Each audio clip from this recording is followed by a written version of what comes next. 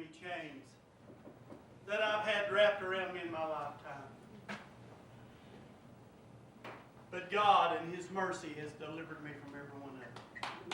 And I feel like I just need to give Him a hand clap. Yes, Lord. He is wonderful. Yes. He is good. Now, some years back, high school had started, and the freshman class had come in, and I'll talk to you about two freshmen this morning. And the first one's name's Billy. Now, Billy was a jock. He played quarterback for the middle school football team, and his future looked bright. He was moving up into the high school, and he was very popular. Everybody liked Billy. Billy was a good kid. Billy had lived in the area all his life, and everybody liked him.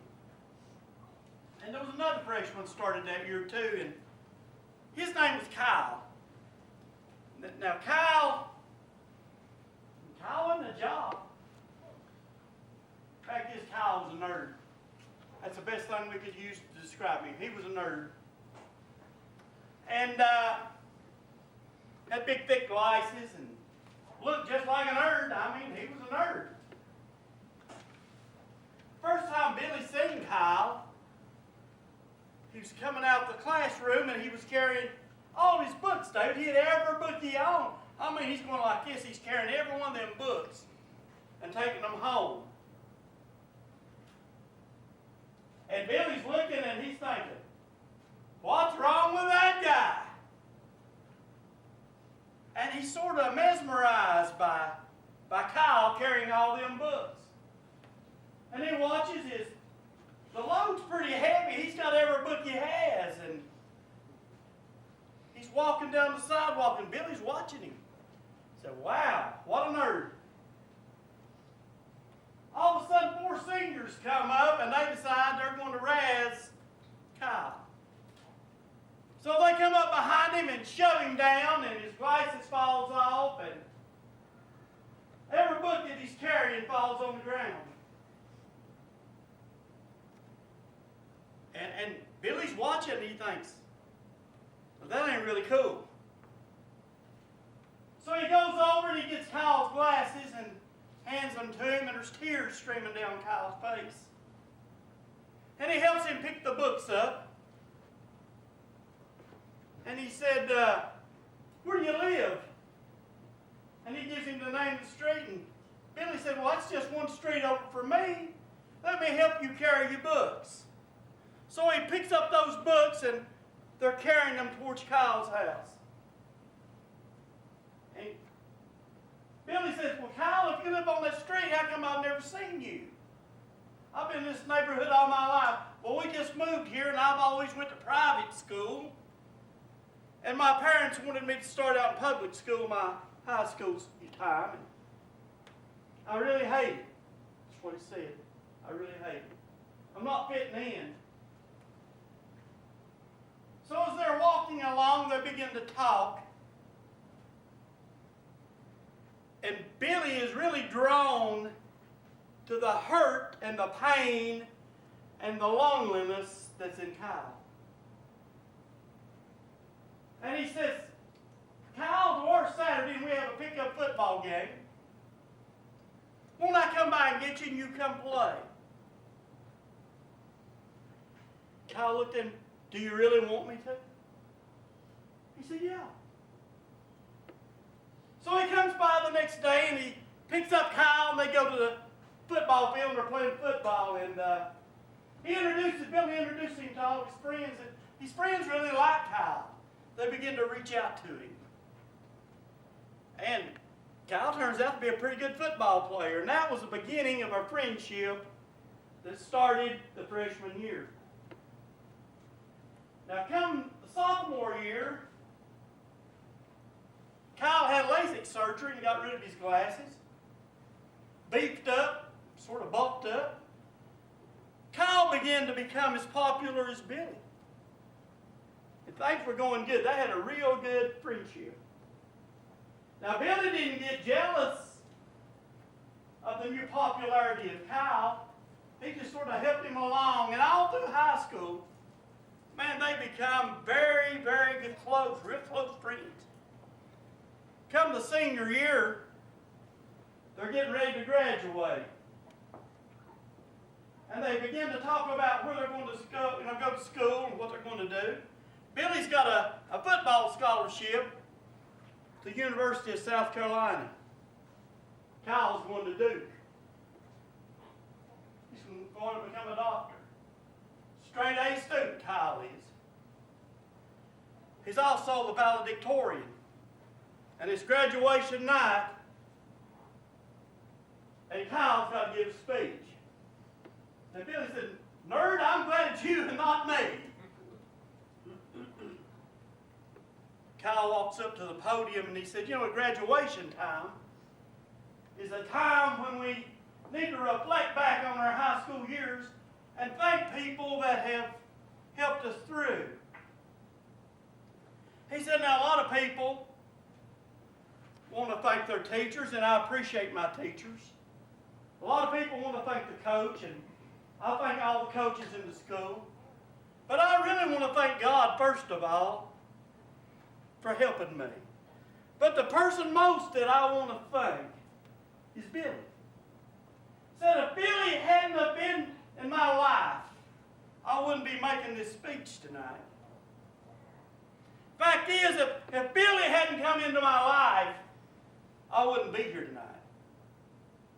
You see, the first time that I met Billy, I was carrying all my books home. But Billy don't know the reason why I was carrying all my books home. You see, I didn't want my mom and my dad to have to come to this school and clean out my locker. I had decided I was going to take my life. Life wasn't worth living. But then Billy come into my life and he was a friend to me. And that changed everything in my life. Now, in our life, sometimes we can be the straw that gets up on the camel's back and breaks it down. But what we say, David, or what we do, our actions, how we respond to people, or we can be somebody that reaches up and takes part of that load off and gives some help and some hope to somebody. So, what are we doing with our life? Are we putting that straw on that's going to break the camel's back? Or are we lightening the load? We need to look at that today. Now, over in the land of Israel, before there were any kings, over in the land of Israel, when the prophets ruled, there was a man there named Elimelech. He was married to Naomi, and they had 2 children. And everything was getting a little bit hectic in their life. There was a famine in the land. And they moved to the country of Moab. And for a while, David, everything went good.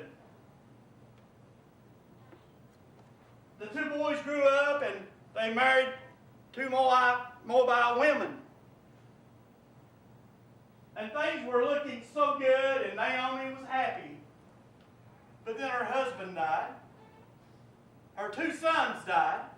And she's stuck with 2 daughter-in-laws that she can't take care of. She's went from that happiness, positive attitude to a negative attitude. Nothing works for me. So she tells her daughter-in-laws to leave. She can't take care of them. One of the daughter-in-law leaves. But the other one says this right here. And we're going to read what it says in the Word. This is in the 1st chapter of the book of Ruth, verses 16 and 17. Ruth answered, "Please don't tell me to leave you and return home. I will go where you go. I will live where you live. Your people will be my people. Your God will be my God. And I will die where you die and be buried beside you. May the Lord punish me if we're ever separated even by death. Now, Ruth was the ideal daughter-in-law. She said to Naomi, I don't care how bad it gets, I don't care what it takes, I'm going with you. I'm going to stick by your side. If the going is rough, it takes change on my part. If we're going back to the nation of Israel, where I'll be counted as an outcast, I will go back. And I will adapt my lifestyle to meet your lifestyle. I will change what needs to be changed. And your people will be my people. Your God will be my God. And where you die, I will die. Now, the real mark of a friend is someone that sticks with you no matter how hard it gets. Now, I'm going to try to be very careful what I say here this morning and not mention too many names. In 1999, life was good for me. In 1999, my family loved me. Everything was great. I had a friend that I worked with every day. And this friend, we'd eat dinner together every day. He would come to our house, we'd go to their house. I had a friend. I also had a prayer group that I met with on Tuesday night in Kingsport. And I can tell you, the highlight in mine and Dot's life is when we were going to this prayer group. Late 1999, my life changed. Late 1999, I had a massive heart attack. Was not expected to live. And this is how you tell what friends are friends, okay?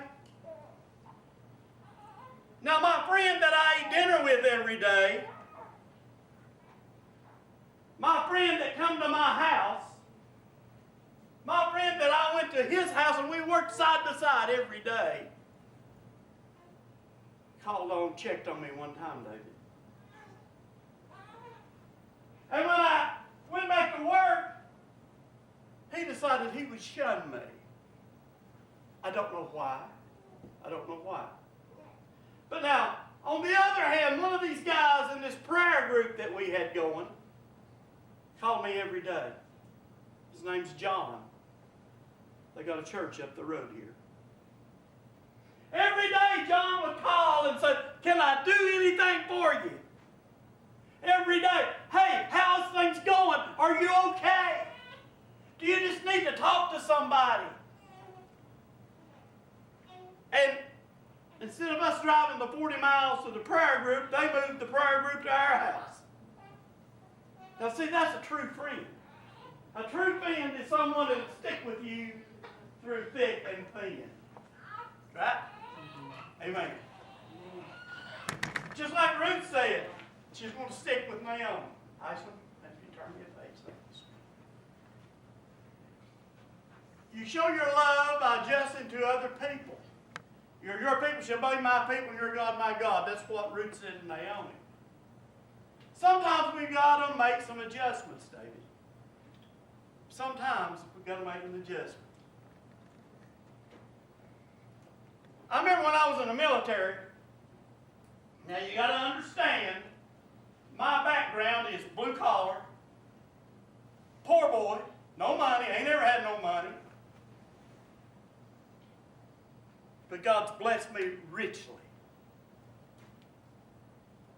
And we had this new guy that come into the company, David. I don't know how he even got in the military. He probably had enough money, didn't ever have to worry about being in the military. But I think his daddy said, you're going to the Army, boy. His daddy ran a big business in Dallas, Texas. His daddy was the big CEO, had everything. And this guy carried that arrogant attitude when he was in the military. He knowed everything he knowed how to do everything. He was better than everybody. And personally, I've always had a problem of adjusting to that type of person. I usually don't fare real well in that area. he come in, he's arrogant, ain't nobody likes him. And we'd build us a homemade set of weights, David. And he thinks he's going to pick them weights up. He's bad, he can do anything. Well, he gets them off the stand, and then they're down on his throat, and he's dying. And everybody's laughing, die, fool. They don't like him. I reach over and pick the weights off of him. And I start reaching out to him. And things change. Things change. Sometimes we got to adjust. And here's the part where I'm going to probably get in trouble again. When you get married, you got to really do some adjusting. Now, me and Dot are sort of alike now. We sort of come from these vast differences till we're together. But when we first got married, she wanted to sit up all night, and I had to get up at 4 o'clock and go to work. That don't work too well. She was happy to have a bowl of beans and fried taters and onions, and I wanted some kind of meat. I mean, we just had differences. Her family drove Fords, we drove Chevrolets. And let me tell you, it was a constant struggle. We drive Nissans now, we've come together. But I'm telling you, it takes some adjusting sometimes. It's hard to adjust. You got to do that. And sometimes you've got to get out of your comfort zone. If you want to reach out to somebody, you've got to get out of your comfort zone.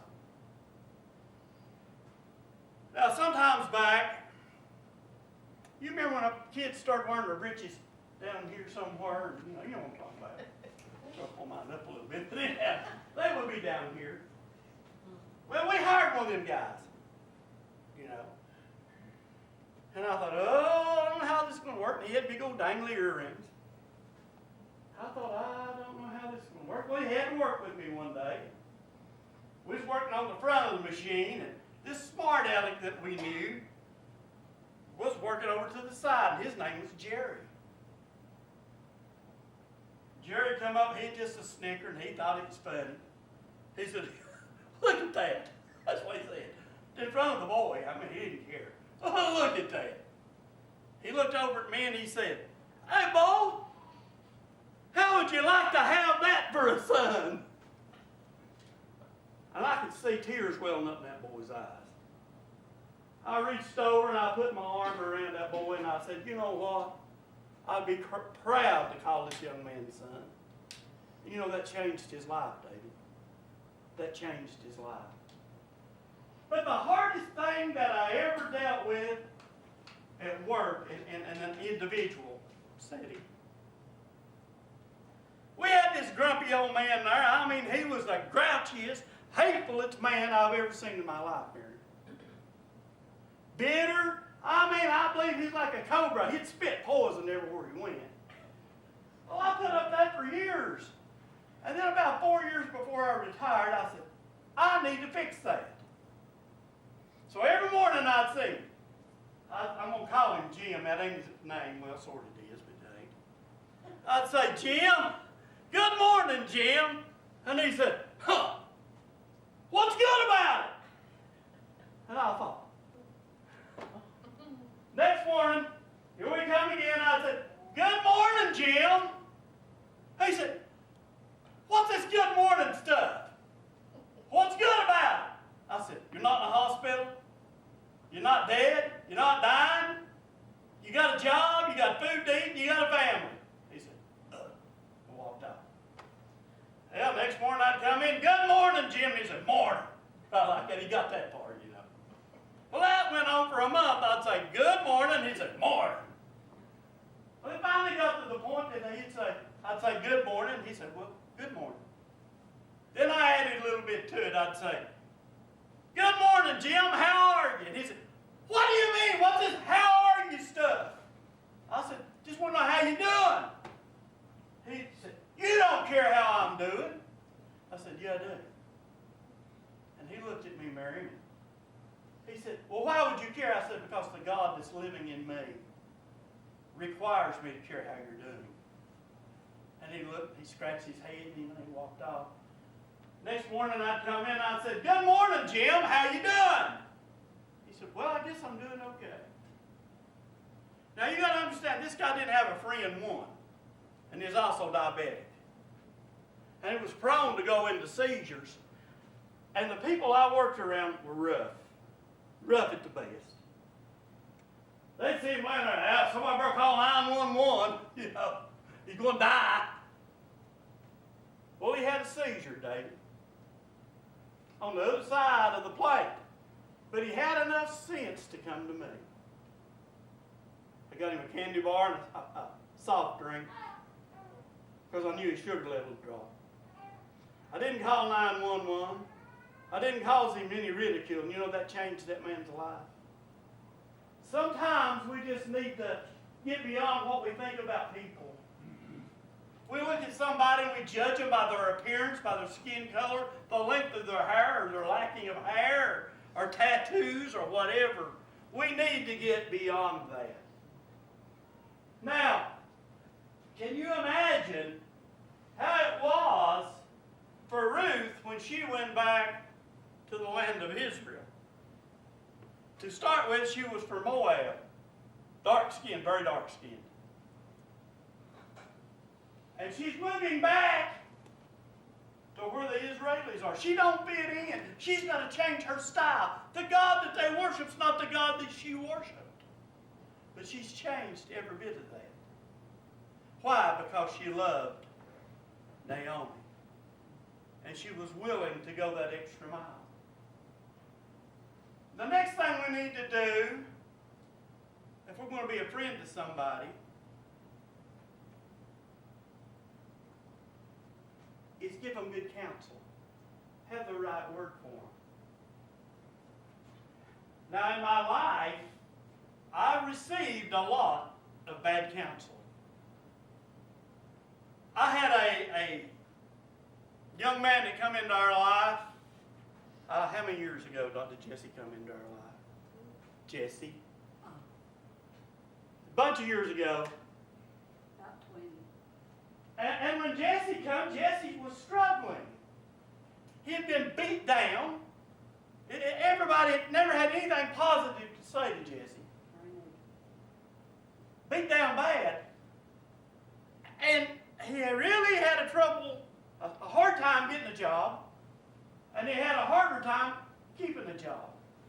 And the advice that we got is, kick the bum out. Well, I didn't see Jesse as a bum.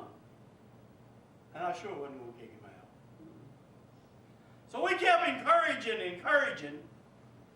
We decided he was going to be a truck driver. Then he decided he was going to be a computer repairman. And, I thought of Jethro Bodine. I'm going to be a brain surgeon today, a sanitation engineer tomorrow. That's what I thought. But anyhow, he started going to ETSU, taking computer science. And we would encourage him, you can do this, you can do this. Melissa's encouraging, you can do this, you can do this. And then the guidance counselor calls him in. And she said, "Why are you wasting your time?" And he thought, "Oh no, they're going to kick me out of school." He said, "What do you mean?" He said, "You're wasting your time here. You need to be an engineer." Well, he purposed in his heart. Now, I want you to understand, this boy was living for God. He was living for God. He put away anything that wasn't godly. Within 2 weeks, he had a brand new car, didn't know a dime on it. He had an apartment in Cookeville, Tennessee, going to Tennessee Tech Engineer School. And now, he's not just an engineer, he's a research scientist at Georgia Tech, working on government contracts for Secretary of Defense. Because that guidance counselor had a positive word and had done some encouraging, it changes lives. Yes. Now, a true friend, a really, really, really true friend, looks at your needs more than their needs. And I've got this really, really, really true friend. I mean, this is my best friend. And this friend, tomorrow he ain't going to go away and leave me. Tomorrow he ain't going to say, I don't like you no more. I don't want to be around you no more. This is my true friend. His name's Jesus. And now it would have been better for Jesus to have stayed in heaven. But it was good for me that he came and died on a cross and shed his precious blood for me. It's good for me that he endured the beatings that he endured that I might be healed. It's good to me that he's a friend that sticks closer than a brother that will never leave me. Now, my question to you this morning is, do you know my friend? Do you know this man named Jesus that loves you, that cares about you? Do you know him? Are you in relationship with him? That's the most important thing that I could ask you this morning. When it's all cut to the chase, everything's said and done, one thing matters. Are you in relationship with Jesus Christ? So we're called to reach out to the lost in this world. We're called to reach to the hurting. But see, if there's a muddy place here, we don't want to get down in the mud with them. But we need to learn to be able to even get down in the mud if that's what it takes.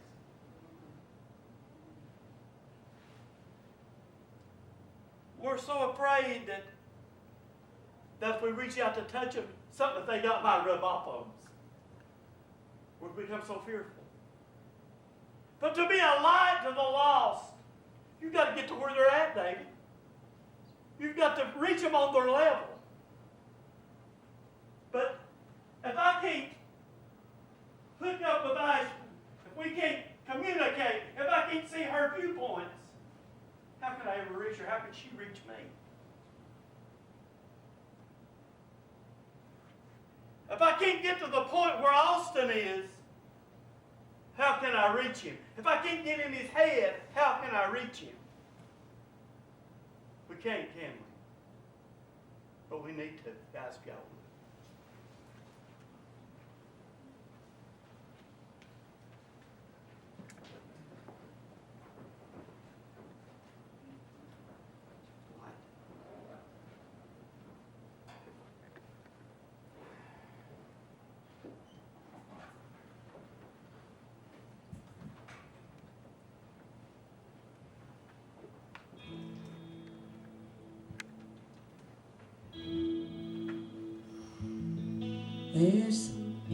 There's so many cold and lonely souls out on the street tonight.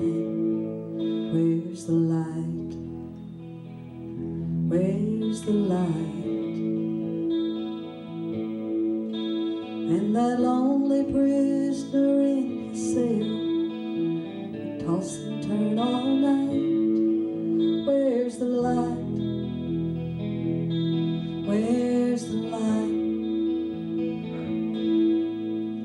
I've been sitting here in my easy chair.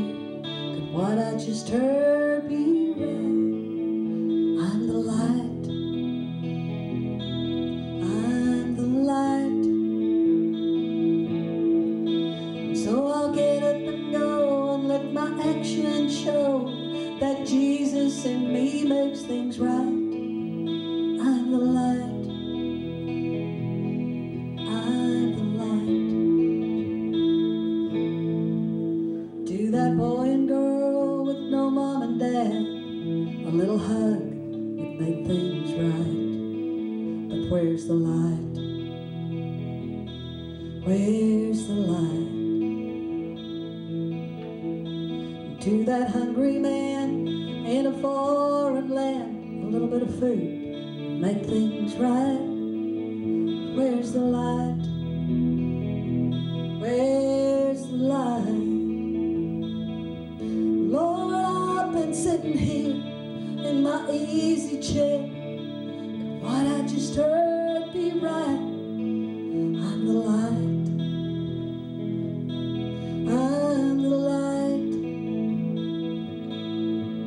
And so I'll get up and go and let my action show that Jesus in me makes things right. I'm the light.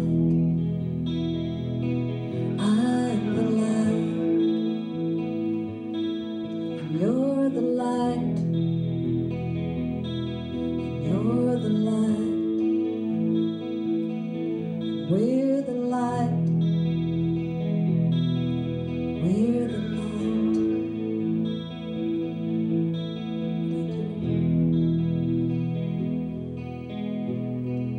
Can I say a word about Jesus? You know how easy it is just to give somebody a smile. The Bible says, whosoever gives someone just a cup of cold water in my name shall not lose the reward. Do you know how easy it is to be good and to do the right thing? It's so easy. It's so easy. But we're living in such a troubled world and such a troubled time where people think it's so cool and so neat and so good, so great to do the mean, ugly thing. The Bible tells me, woe unto him that calls evil good and calls good evil. And people's got a woe on their hand. And you know, the Lord sent the spirit of conviction upon the whole world to convict the world of sin. We know. We can't stand before God one day and say, I didn't know. We know the right thing to do. Even a child knows the right thing to do, the Bible says. And it does. And I thank God, you know, the Bible says there was none. This is what I was really going to say. There was none so good as Jesus, who went around everywhere doing good. There was none like him. He went around everywhere doing good, doing good. Don't we appreciate it when somebody comes up and does good to us? Man, I like that. I like it. I think it's awesome when somebody does something good for me, don't you? And that's the way we need to be, just reaching out every day, anybody we can, a smile, a simple thing. You know, that little straw you was talking about, Steve. It's so easy to do the good, right thing. It's the easiest thing in the world. And I'm glad the Lord's the way he is, and that's why I love him so much. The song says, be a light. You know, we're around lost people every day of our life. There's those that we run into each day. Hurting people here. Lonely people. What kind of light are we being? You know, we need to quit worrying so much about being a flame. Let's get to be a raging fire. I think that's what we need to do. I think we need to turn it up and where it's a burning wherever we go, that we can change lives. People would change and accept Jesus and get it right. Can we become more than the flame? Can we become that raging fire? There's a beacon out there that the lost can run and find Jesus. Amen. Can we do that?